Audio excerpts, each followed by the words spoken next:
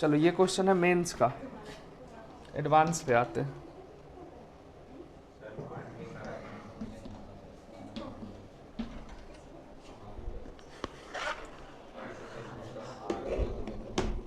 चलो, vertex of a triangle, एक triangle है, ये 1,1 दिया है and the mid point of two sides of the line vertex. एक इसका मिड पॉइंट दे दिया है, इसका मिड पॉइंट दे दिया है। ये है -1,2, ये है 3,2 और कह रहा है सेंट्रॉइड फाइंड करें। देखो पहला वाला क्वेश्चन क्या है, ये x1 y1 मान लेते हैं और इसको x2 y2 मान लेते हैं। ठीक है, ठीक है। इसका मिड पॉइंट दिया है ये, ठीक है। तो -1 इज इक्वल टू क्या हो जाएगा, 1 + x2/2, 1 + x2/2। तो x2 आ गया यहाँ से -3, ठीक है।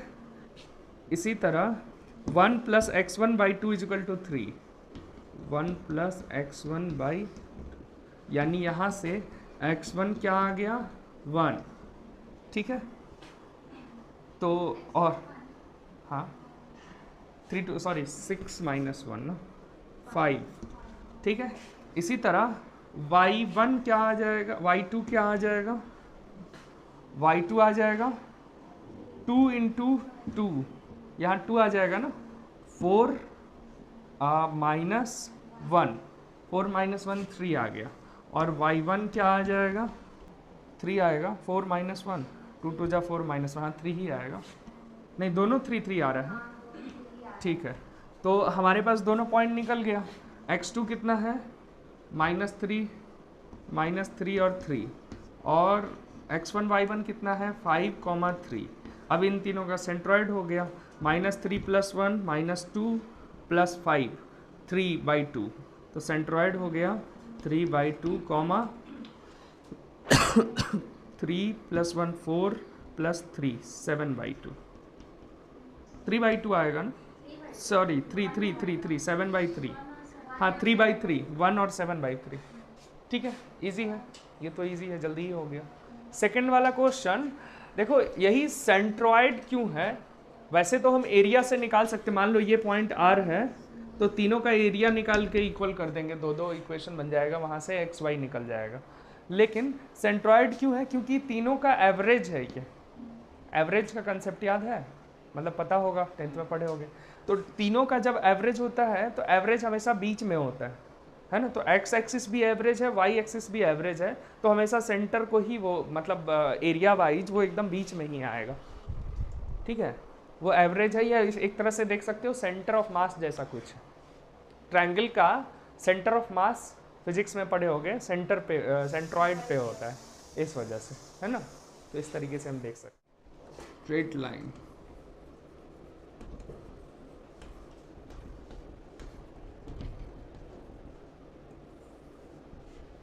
इसका डेफिनेशन क्या होगा, स्ट्रेट लाइन एक स्पेशल टाइप ऑफ कर्व है, ठीक। कोई एक कर्व है, एक स्पेशल टाइप ऑफ कर्व है, लेकिन वो कैसा कर्व है, स्ट्रेट। लेकिन स्ट्रेट यही तो डिफाइन करना है स्ट्रेट लाइन, हाँ। एक ऐसा कर्व है जिस पर 2 पॉइंट के बीच का जो डिस्टेंस है वो ऑलवेज उसी कर्व पे होगा। length between any 2 point on that curve which always lie on that curve is a straight line। कोई भी 2 पॉइंट ले लो और उसके बीच का जो लेंथ है वो इसी उस लेंथ का एक एक पॉइंट इसी कर्व पे लाई कर रहा है। हाँ, कोलिनियर प्लेन, प्लेन कहना दूसरी चीज हो जाएगा, ये पूरा एक प्लेन है। हाँ, कोलिनियर 2 पॉइंट के बीच कोलिनियर, तो इससे हम पहले लाइन को डिफाइन करेंगे तब तो कोलिनियर को डिफाइन करेंगे। कोलिनियर तो स्ट्रेट हो गया ना, तो 2 पॉइंट के बीच का स्ट्रेट लेंथ ऐसे बोल सकते हैं या तो कोलिनियर को, लेकिन कोलिनियर तो हाँ वैसा लोकस जो सिर्फ या तो आगे जाएगा या मतलब या तो आगे जाएगा या पीछे जाएगा, है ना। वो कोई कर्व यानी कि अपना स्लोप नहीं चेंज, एंगल चेंज नहीं कर सकता है, ये भी कह सकते हैं, है ना। It is a curve, it is a curve on which of which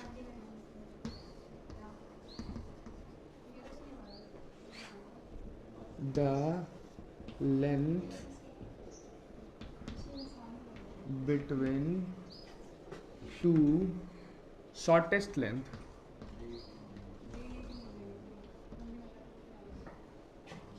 between 2 points on that curve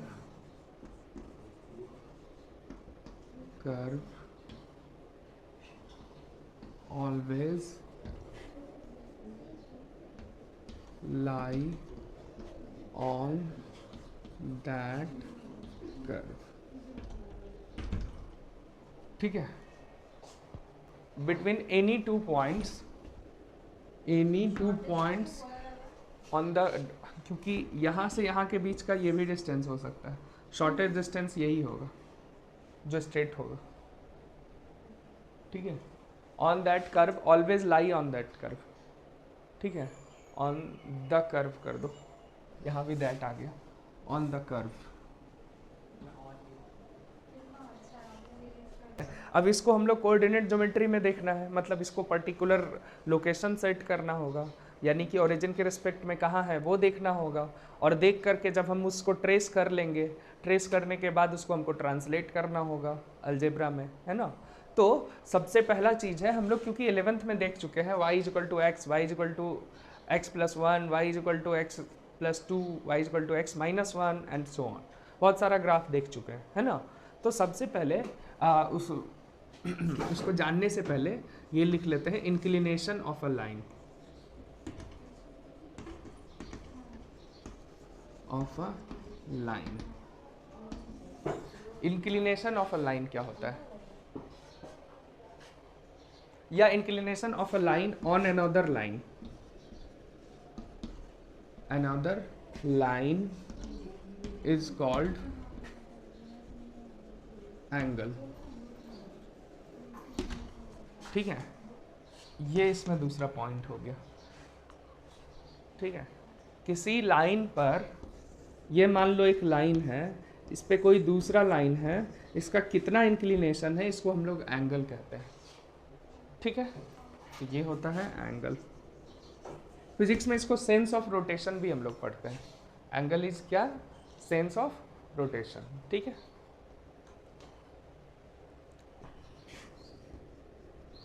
अब है inclination of line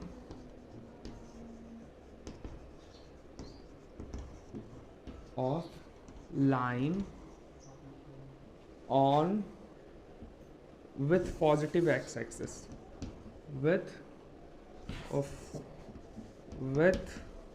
positive x-axis। ठीक है, पॉजिटिव एक्स एक्सिस के साथ इंक्लिनेशन जो इंक्लिनेशन बनता है, नहीं जो एंगल बनता है। ठीक है,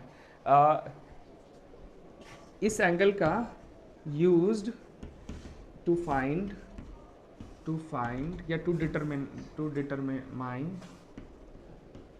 डिटरमाइन द स्लोप,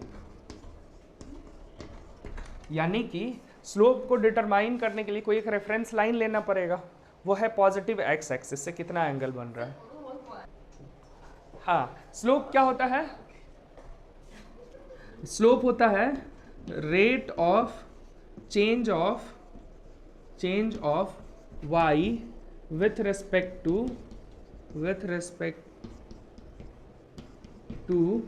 x।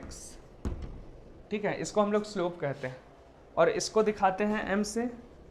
ठीक है, तो m इज इक्वल टू क्या हो जाता है, dy by dx।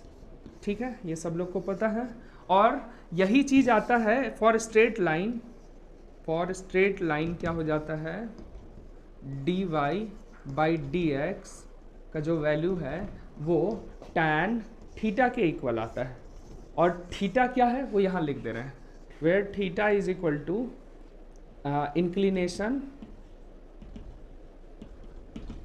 Of line with positive X axis. Positive X axis से कहने का मतलब है इसको कैसे हम लोग कंसिडर करेंगे, एंटी क्लॉकवाइज डायरेक्शन में।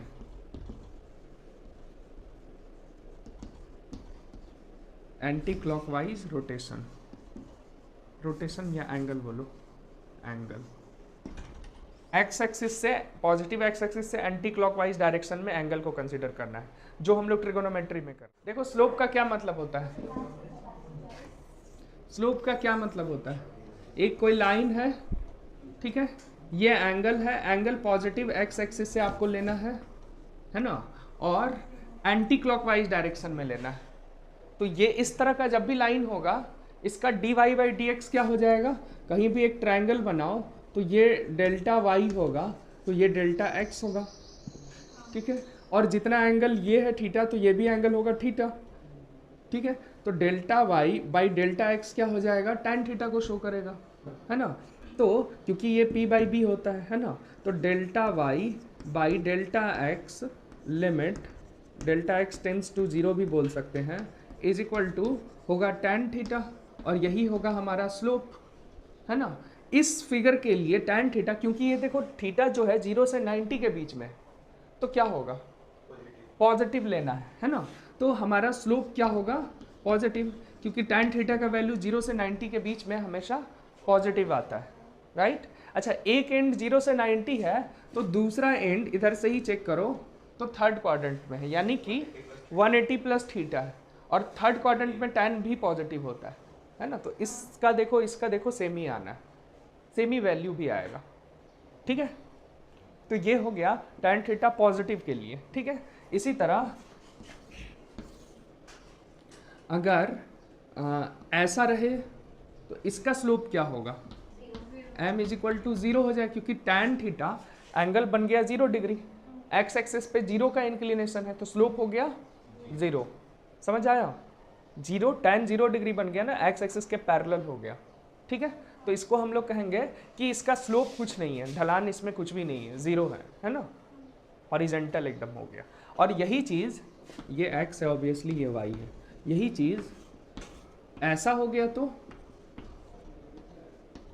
इस लाइन का स्लोप क्या होगा, स्लोप इन्फिनिटी कहलाता है, tan 90 होगा ना, स्लोप tan 90 होगा, तो इसका स्लोप इन्फिनिटी कहलाएगा, समझ आया। ठीक इसी तरीके से इसका स्लोप, अब ये 180 प्लस थीटा आ गया ना, है ना, तो अब हम क्या बोलेंगे, यहाँ तो 90 था, यहाँ पे क्या बोलेंगे, slope is equal to tan theta क्यों बोल रहे हैं, चलो स्लोप क्या होगा, निगेटिव आ जाएगा, क्योंकि 180 प्लस थीटा है ना। इस बार ऑब्ट्यूस एंगल बन रहा है, टैन ऑब्ट्यूस एंगल निगेटिव होता है ना, तो ये निगेटिव, तो स्लोप हो गया निगेटिव। इसी चीज़ को 10th में कैसे पढ़े हैं, 10th में पढ़े हैं कि ये क्लॉकवाइज रोटेशन जब हो रहा है, जब एंटी क्लॉकवाइज को पॉजिटिव बोल रहे हैं तो क्लॉकवाइज को हम लोग निगेटिव बोलेंगे, तो टैन यहाँ पे निगेटिव आ जाएगा, है ना। इसी चीज़ को 10th में ऐसे पढ़ते हैं। 11th में कैसे पढ़ रहे हैं, 11th में हम एंगल एक ही साइड से 90 प्लस थीटा पढ़ रहे हैं, क्योंकि 90 प्लस थीटा 11th में हम लोग जानते पढ़ते हैं, है ना। 10th में 90 तक की ही बात करते हैं। तो इस तरीके से हम देख सकते हैं कि ये स्लोप का कंसेप्ट है, ठीक है, नोट कर लो।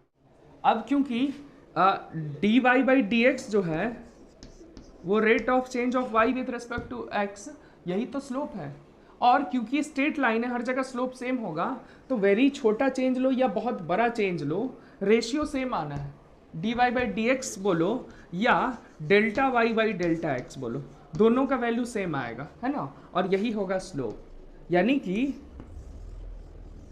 यहां से एक और चीज पता चल रहा है, देखो D Y by D X जो है delta Y by delta X के बराबर है। D Y by D X क्या करता है, वेरी स्मॉल क्वांटिटी की बात करता है ना, चेंज की, लेकिन delta Y by delta X बड़ी क्वांटिटी की बात करता है। और देखो इसी में बड़ा ट्रायंगल बना दो, तो ये एंगल हो गया थीटा, और इस ट्रायंगल के लिए भी टैन थीटा का वैल्यू दिस बाई दिस होगा, और टैन थीटा तो इसके लिए करो या इसके लिए करो, सेम आना है ना। यानी D Y by D X delta Y by delta X के, और यही स्लोप होता है, ये सिर्फ स्ट्रेट लाइन के लिए वैलिड है, बाकी के लिए सिर्फ dy बाई डी एक्स होगा, बाकी कोई और कर्व हम लोग आगे करेंगे तो। लेकिन जो स्ट्रेट लाइन है उसके लिए delta Y by delta X भी कर सकते हैं, है ना। तो स्लोप यहाँ से पता चल रहा है फॉर स्ट्रेट लाइन क्या हुआ, slope is equal to change in y ले लो और चेंज इन x का रेशियो ले लो, ठीक है। और हम यहाँ से कह रहे हैं कि ये कोई पॉइंट है x1 y1 और ये कोई पॉइंट है x2 y2, तो इसका स्लोप कितना हो जाएगा, तो चेंज इन y क्या होगा, y2 minus y1, y2 minus y1, और चेंज इन x क्या हो जाएगा, x2 माइनस x1। यही हो जाएगा slope of two given points, slope of the line between two given points, ठीक है। तो ये हो गया slope of line between two given points, ठीक है। बनाओ इसको। और कोई ये सोच सकता था कोलिनियर है तो डिस्टेंस भी निकाल लें, ए बी सी है तो A B plus B C is equal to A C कर दें, कोई ये भी सोच सकता था ना। स्ट्रेट लाइन है, ए बी सी है, तो अगर स्ट्रेट लाइन है कोलिनियर है, A B plus B C A C होगा, है ना, वरना ये बड़ा हो जाएगा अगर कोलिनियर नहीं होगा तो, है ना। लेकिन ये तो इक्वल होगा, कोई ऐसा सोच सकता था, लेकिन ये फॉर्मूला लगाएंगे तो स्क्वायर डिस्टेंस लंबा जा रहा है, ठीक है। तो हाँ, तो लेकिन एक और चीज़ अभी हम लोग पढ़े कि अगर स्ट्रेट लाइन है तो स्लोप उसका कांस्टेंट होगा। यहाँ इसका स्लोप निकालो, इसका स्लोप निकालो, दोनों इक्वल होने जा रहा है, ठीक। तो स्लोप, इसका स्लोप क्या हो जाएगा, ये ए है, ये बी है, ये सी है, तो इसका स्लोप क्या हो जाएगा, y2 माइनस y1 क्या हो जाएगा, क्या 2k minus 2 plus 2k, 4k पता नहीं, 4k 2k plus 2k minus 2, 4k minus 2 by x2 minus x1, minus के माइनस 2k और 1 माइनस 2k प्लस 1, ये हुआ इसका स्लोप। और इसका स्लोप क्या हो जाएगा, दिस माइनस दिस, यानी कि y3 minus y2, 6 minus 2k minus 2k, तो माइनस 4k प्लस 6 हो जाएगा, और x2 minus x1, minus 4 minus k plus k cut जाएगा, और माइनस 1, माइनस 4 माइनस 1 माइनस 5 आ जाएगा, राइट, यही आएगा।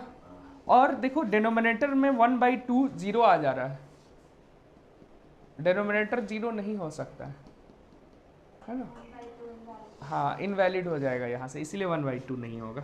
तो यहाँ से क्या आ गया, 5 4 जा minus 20k minus plus 10 is equal to 2k minus 4k 8k square, ठीक है, minus 2k plus 6 minus 12k, ठीक है, माइनस 4k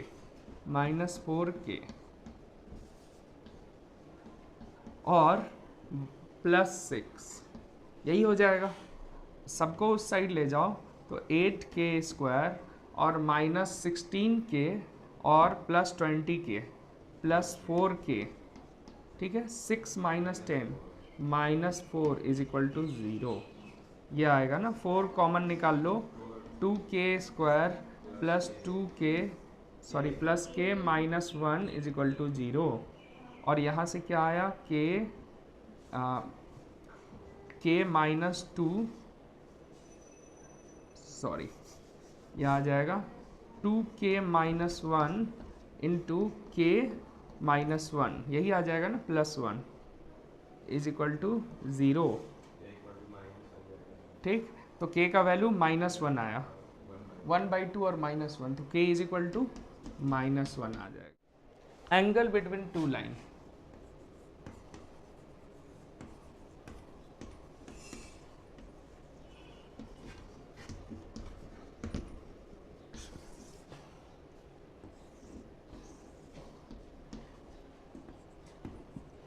मान लो एक लाइन ये है, दूसरा लाइन ये है, ठीक है, ये थीटा 1 है और इसका एक्स एक्सिस से थीटा 2 है और ये एंगल बिटवीन टू लाइन है, तो ये एंगल बताना है थीटा कितना होगा। ये तुम लोग निकाल चुके हो कॉम्प्लेक्स नंबर में। हमको ये थीटा है मतलब ये थीटा है ना, और ये थीटा है और ये कितना है वही, यानी इन दोनों का सम ये आएगा, तो ये हो जाएगा ना theta 2 plus theta is equal to theta 1 आएगा। तो theta 1 is equal to sorry theta is equal to theta 1 minus theta 2। ठीक है, मॉड कर देते हैं दोनों में जो भी बड़ा हो, है ना, मॉड कर देते हैं क्योंकि ये हमको एक्यूट एंगल वाला फाइंड करना होगा। यही एंगल होगा ना, ये तो हो गया एंगल दिया हुआ है तो ठीक। अब स्लोप दिया हुआ है तो अब अगर दो लाइन है, अब स्लोप दिया हुआ है, इसका बोल रहा है स्लोप m1 है, इसका स्लोप m2 है। इस स्लोप के टर्म्स में निकालना है, कैसे निकालेंगे इस थीटा को, इसका अभी मान दिखाने के लिए बता रहे हैं थीटा 1 और थीटा 2 से रिलेटेड, लेकिन हमको m1 m2 के टर्म्स में निकालना है। तब कैसे निकालेंगे, देखो इसको ऐसे करेंगे, m1 m2 के टर्म्स में मतलब बात करना है। तो ये अभी क्या हो जाएगा, हमारे पास रिलेशन है tan theta 1 is equal to m1 और tan theta 2 is equal to m2। हमको m1 m2 के टर्म्स में आंसर चाहिए, ठीक है। अब देखो theta is equal to theta 1 minus theta 2 है, theta is equal to theta 1 minus theta 2 है, ठीक। बोथ साइड अगर tan लगाएं एंगल का तो इधर हो जाएगा tan थीटा और इधर हो जाएगा tan थीटा 1 माइनस थीटा 2। फायदा क्या हुआ, tan a माइनस बी पे इसको ब्रेक कर सकते हैं। tan a माइनस बी क्या होता है, tan a plus minus tan b by 1 plus tan a tan b, यही होता है। और ये तो है m1 और ये है m2 by 1 plus m1 m2 का मॉड ले लेते हैं, ठीक, क्योंकि हमको एक्यूट एंगल फाइंड करना है ना। तो ये tan थीटा आ गया, यहाँ से हम थीटा निकाल सकते हैं, tan इनवर्स कर देंगे तो यही हमारा tan थीटा है, यही फॉर्मूला है हमारा, ये लास्ट वाला फॉर्मूला है, ठीक है।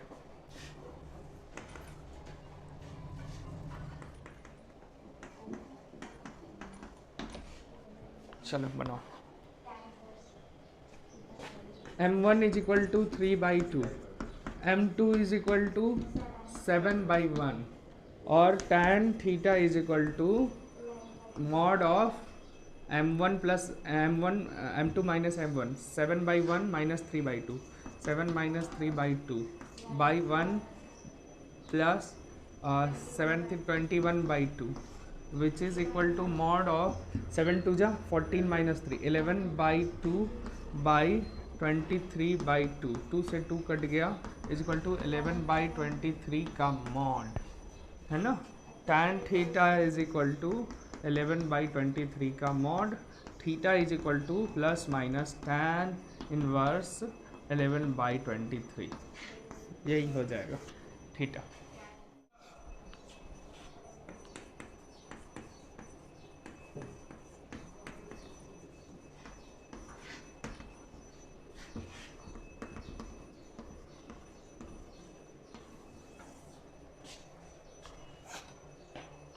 एक कोई लाइन है, इसका एक्सिस के साथ, एक्स एक्सिस वाई एक्सिस के साथ जो इंटरसेप्ट है ना, इसको बोलते हैं एक्स इंटरसेप्ट,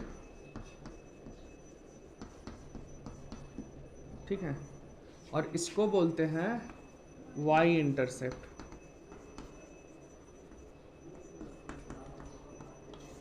ठीक है, एक्स इंटरसेप्ट और वाई इंटरसेप्ट, ठीक है। अगर बोथ मतलब एक्स इंटरसेप्ट अगर पॉजिटिव है, ठीक है, और वाई इंटरसेप्ट भी पॉजिटिव है, तो स्लोप क्या होगा,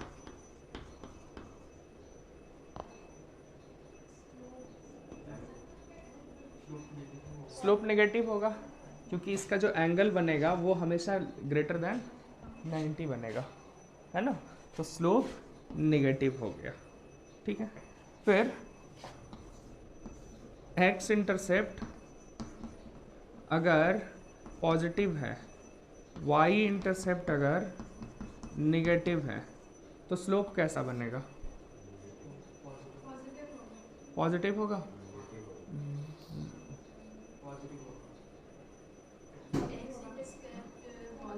पॉजिटिव होगा,